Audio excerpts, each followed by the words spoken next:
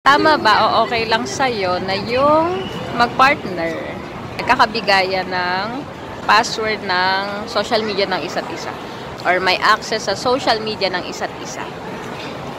Ako para sa akin, hindi ko naman masasabi na tama kasi sa akin, okay lang naman. Kung hihingin niya, ibibigay ko. Kung hindi naman niya hihingin, syempre hindi ko ibibigay. Okay lang na alam nyo yung password nyo sa isa't isa. Kung okay lang din sa partner nyo, gano'n. Kasi parang Para hindi rin pakialaman yung social media. hindi. hindi ko siya hihingin. Para sabihin na, hindi ko nga hinihingi yung sa'yo, dapat di mo rin hingin yung sa akin, ganun ba yun? Hindi, walang ganon. Kasi alam nyo, wag na tayo magplastikan dito. Kaya lang naman hinihingi yung mga password ng mga jowa nyo, para sa assurance, di ba? Aminin nyo na yun talaga yung reason. Para sa akin kasi, Tama.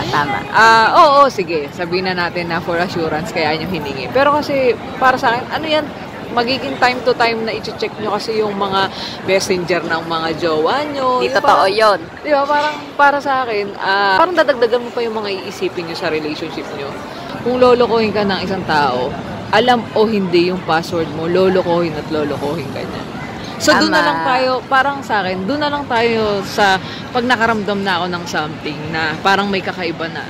So, doon na lang ako magtatanong ng password, parang saka na lang ako mag-iimbestiga pag meron na.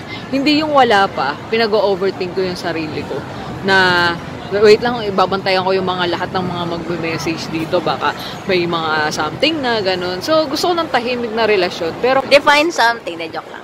syempre yung something na may parang nagbago ka na, lumamig ka na, parang lagi ka nang galit nang wala naman akong ginagawa. Parang like gano'n. naka-phone time. Oo, tas yung phone mo, nakataob na pag nagkikita tayo. Yung phone mo, dinadala mo ba sa CR, mga ganyan. Hindi naman dinadala ko din yung akin pag gusto ko lang mag-browse habang opo sa trono.